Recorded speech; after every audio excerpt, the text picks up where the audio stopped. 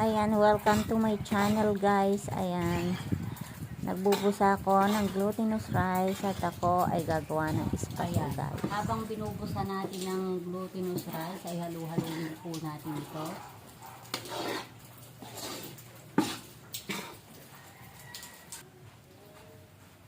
So ayan guys, medyo naamoy ko na iba na ang amoy ng glutinous rice.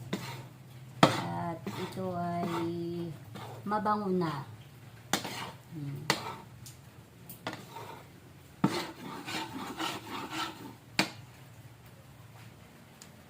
Kung bagay ito nabubusa na guys. Ayan.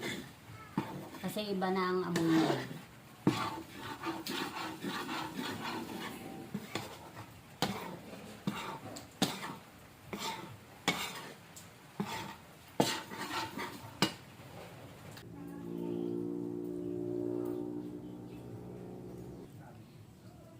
So ayan guys, after 10 minutes ay naluto na ang glutinous rice na binusa ko na gagawing espasol. So guys, kumuha ko ng kaunti at para pag naluto ang espasol ay ibubudbud ko ito habang ginugupit ko guys. So pwede naman din na gatas ang ilagay ninyo, depende na lang sa inyo kung ano ang gusto nyo ilagay, pero ako glutinous na lang para mas tipid guys. Guys, umpisahan na natin iluto ang espasol natin guys. So yan guys, ilalagay na natin ang mga ingredients nito. Syempre lalagyan natin ng gata ng niyog guys. Ayan, halu-haluin po natin ng konti.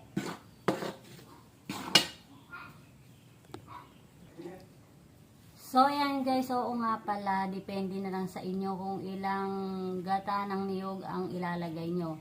Kasi guys, ako sa dalawang plastic ng glutinous rice ay dalawang niyog ang inilagay ko guys, para mas malasa guys.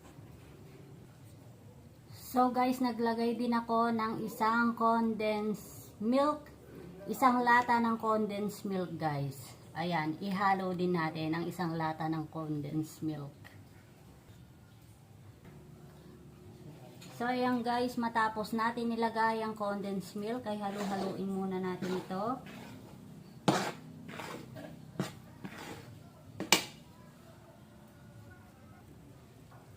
So ayan guys, naglagay din ako ng 3 kutsarang peanut butter na pangpalasa dito.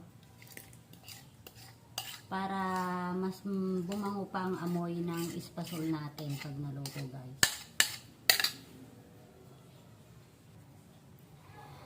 So ayan guys, matapos kong ilagay ang mga ingredients na gata ng niyog at condense at ang peanut butter. So, hinahalo-halo ko muna ito.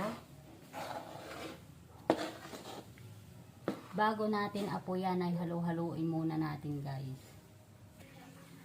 So, ayan guys, matapos natin haluin at apoyan na natin ito at simulan na natin iluto ang espasol. Ayan, halo-haluin lamang natin ito guys. Bilugan ko una. Itong bilug-bilugan.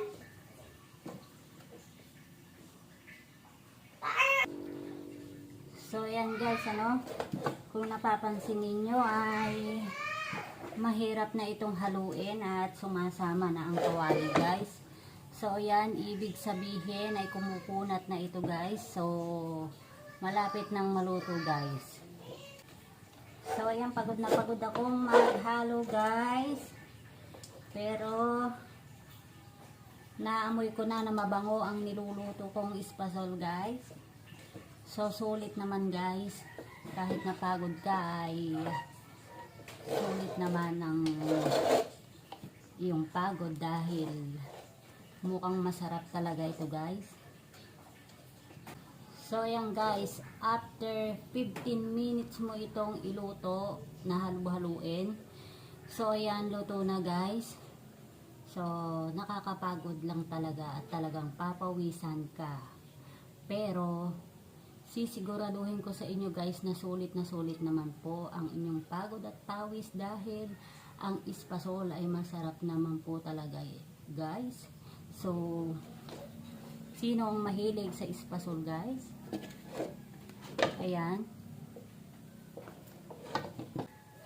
Ayan, luto na guys at patayin na natin ang ating kalan. Ayan. At pag ito ay lumamig na ay pwede na natin itong gupitin guys. So ayan guys, ilalagay ko na sa isang lalagyan guys bago gupitin guys.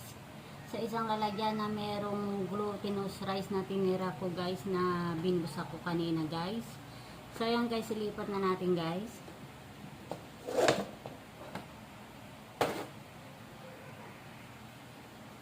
So ayan guys, buong buo siya guys. Yan.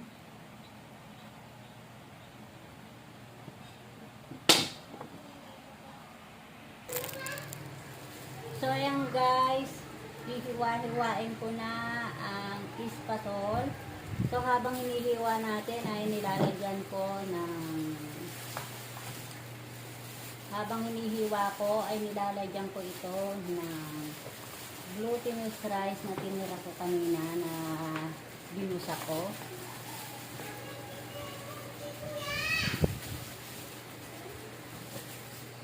So ayan.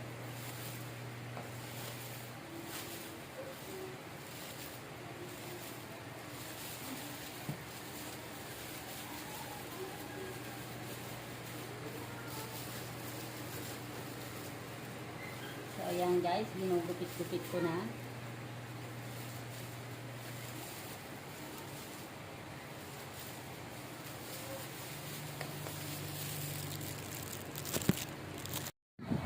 So ayan guys, naluto na ang espasol guys. Ayan, thanks for watching guys.